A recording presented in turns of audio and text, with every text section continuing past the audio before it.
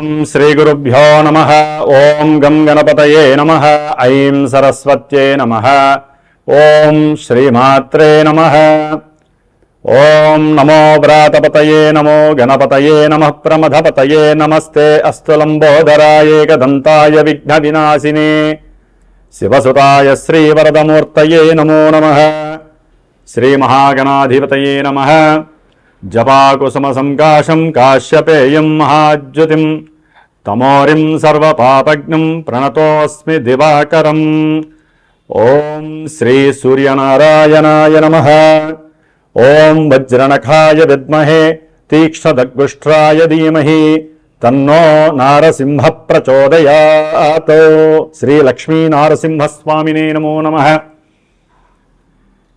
ఈ ఛానల్ను వీక్షిస్తున్నటువంటి ప్రేక్షకులందరికీ కూడా మకర సంక్రాంతి శుభాకాంక్షలు, అలాగే భోగి మరియు కనుమ కూడా శుభాకాంక్షలు తెలియజేస్తూ ఈ యొక్క జనవరి 2026వ సంవత్సరంలో మనకి ఈ మకర సంక్రమణం అనేటటువంటిది అనగా మనకున్న ద్వాదశ రాశుల్లో సూర్య భగవానుడు మేషాదిగా మీనరాశి పర్యంతం 12 రాశుల్లో కూడా రోజుకి 1 డిగ్రీ చొప్పున ఒక్కొక్క రాశిలో 30 డిగ్రీలు పరిభ్రమిస్తూ దాదాపుగా మేషరాశిలో ఉన్నప్పుడు ఆయన ప్రవేశం జరగంగానే మేష సంక్రమణం అని, వృషభంలో ప్రవేశించిన తర్వాత వృషభ సంక్రమణం అని, అట్లా అన్ని రాశులు కూడా ఆయన సంచరిస్తూ ఇప్పుడు మనకి కాలమానంలో ఉత్తరాయణము దక్షిణాయనము అనేటటువంటి 2 ఆయనాలు ఉన్నాయి.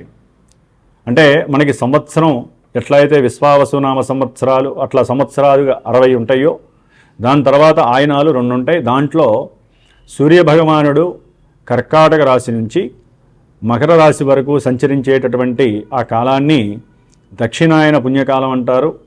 ఈ దక్షిణాయన పుణ్యకాలంలో మానవులకి కోరిక మరియు వాంఛలు నెరవేరటానికి, ఒక క్రమబద్ధీకరణమైనటువంటి జీవితాన్ని అనుభవించటానికి, దైవత్వం మీద మన యొక్క ఆచారాల మీద సాంప్రదాయాల మీద సరైనటువంటి అవగాహన, వాటి యందు నిర్ణీతమైనటువంటి ఒక దృష్టిని కేంద్రీకరింపజేస్తూ ఎన్నో ఉపవాసాలని, దైవారాధనలు, ఎన్నో పూజలు మనకి ఆశ్వీజ మాసం, అమ్మవారు, కార్తీక మాసం, ఈశ్వరారాధన, అలాగే మార్గశిర మాసం, పౌష్యమాసం, ఇట్లా ఈ మాసాలన్నీ కూడా దాటుకుంటూ చాతుర్మాస్య వ్రతాలన్నీ అయిపోయిన తర్వాత సూర్యభగవానుడు ఈ యొక్క జనవరి 14వ తేదీన మకర రాశిలోకి తన యొక్క సొంత నక్షత్రమైనటువంటి ఉత్తరాషాఢ నక్షత్రము 2వ పాదంలో తన యొక్క సంచారాన్ని మకర రాశిలో ప్రవేశం చేస్తూ ఉంటాడు. ఆ మకర రాశిలోంచి మరలా కర్కాటక రాశి వరకు వెళ్ళేంత వరకు, అంటే మిథున రాశి అంతం వరకు కూడా ఆయన పరిభ్రమించే ఈ 6 నెలల కాలాన్ని ఉత్తరాయణ పుణ్యకాలం అంటారు.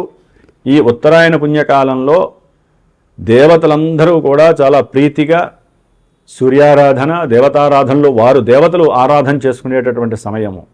కాబట్టి ఉత్తరాయణ పుణ్యకాలంలోనే చాలా విశేషమైనటువంటి గృహప్రవేశాలు కావచ్చు, శంకుస్థాపనలు కావచ్చు, బ్రాహ్మణుల యొక్క ఉపనయనాలు కావచ్చు, అట్లాగే దేవతా ప్రతిష్టలు కావచ్చు, ఇట్లా ఎన్నో విశేషమైనటువంటి లోకహితార్థమైనటువంటి దైవ కార్యక్రమాలు జరుగుతూ ఉంటాయి ఈ ఉత్తరాయణ పుణ్యకాలంలో. కాబట్టి ఎప్పుడైతే ఈ సూర్యభగవానుడు మనకి ఈ సంవత్సరం ముఖ్యంగా 14వ తారీఖున బుధవారము బహుళ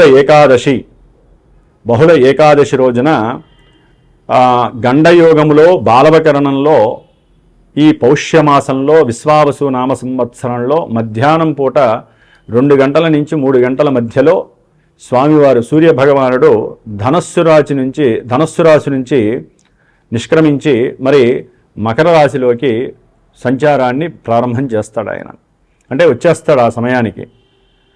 సరే, కొన్ని పంచాంగాలలో మనకి రాత్రికాలం 8 చెప్పి ఇచ్చారు. సరే, ఎవరి లెక్కలు వాళ్ళకు ఉంటాయి. దృగ్గణితాలని, పూర్వగణితాలని, రకరకాల గణితాలు ఉంటాయి. ఏదేమైనప్పటికీ ఎక్కువగా మనకి ఈ మధ్యాహ్నం పూట 14వ తారీఖు ఈ యొక్క సమయాన్ని మకర సంక్రాంతి అని మనం చెప్పుకోవాలి.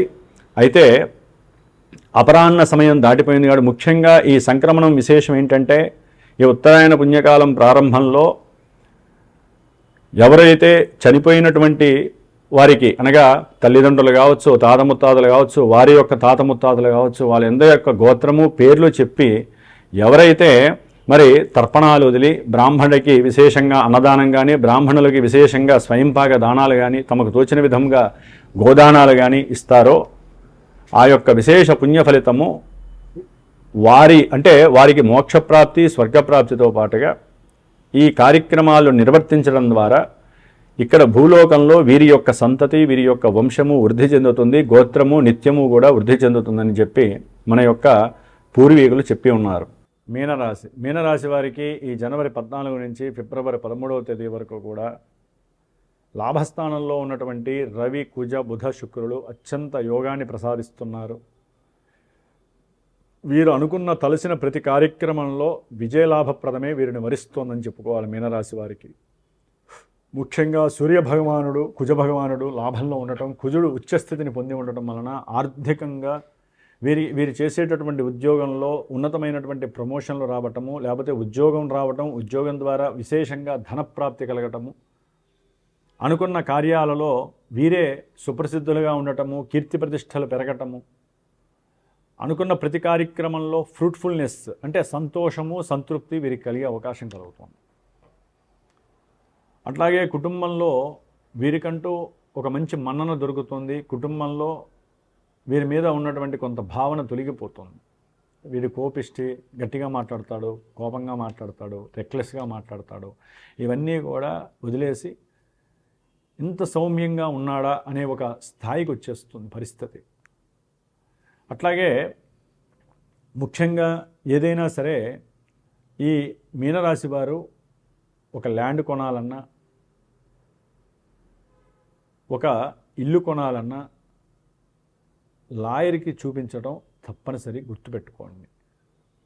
ఏదో అవకాశం వచ్చేసింది కదా అని చెప్పి ధన్మం డబ్బులు ఇచ్చేస్తే సమస్యలు ఎదురవుతాయి. ఒక్కోసారి లాయర్లు కూడా కొంత మిమ్మల్ని ఇబ్బంది పెట్టే పరిస్థితి వస్తుంది. జాగ్రత్తగా ఉండాలి. అది లేదండి, ఇది లేదండి, ఇది మంచిది కాదు అంటే మీకు కలిగేటటువంటి, మీరు చూసినటువంటి ఆ స్థలము చాలా విశేషమైనటువంటిది, కానీ అవతల వ్యక్తి దాన్ని వేరే వాళ్ళకి మార్చడానికి ప్రయత్నం చేస్తూ ఉంటారు. కొంచెం కన్నింగ్ నేచర్ ఉన్నటువంటి వాళ్ళు కనిపించే అవకాశం ఉంటుంది మీనరాశి వారికి. మీరు చూపించే పత్రాలు లాయర్లు కొంచెం జాగ్రత్తగా, విద్యావంతులు, సంఘంలో కీర్తి ప్రతిష్టలు ఉన్నవాళ్ళు, కొంచెం లౌక్యం ఉన్నటువంటి వాళ్ళని చూపించుకోండి. అట్లాగే గవర్నమెంట్తో అంతర్గతంగా ఎవరైనా సరే వ్యాపారం కానీ, లేకపోతే విద్యాలయాలకు సంబంధించినటువంటి ఈ పత్రాలు, ప్రామిసరీ నోట్లు తయారు చేసేవాళ్ళు, అమ్మేవాళ్ళు, లాయర్లు, అట్లాగే ముద్రణాలయాల్లో చేసేవాళ్ళు, లేకపోతే గవర్నమెంట్ ఫోర్సెస్లో అంటే గవర్నమెంట్ ఉద్యోగాల్లో కొంతమంది వెహికల్స్ని ఏర్పాటు చేస్తూ ఉంటారు. వీళ్ళందరికీ కూడా చాలా మంచి సౌఖ్యకరమైనటువంటి లాభం కనిపిస్తోంది ఇక్కడ. అట్లాగే ఎవరైనా సరే ప్రేమ వ్యవహారాల యందు ఉన్నట్లయితే వారికి కూడా చక్కటి తండ్రి యొక్క సహకారం లభిస్తోంది, తండ్రి యొక్క అనుకూలత కనిపిస్తోంది.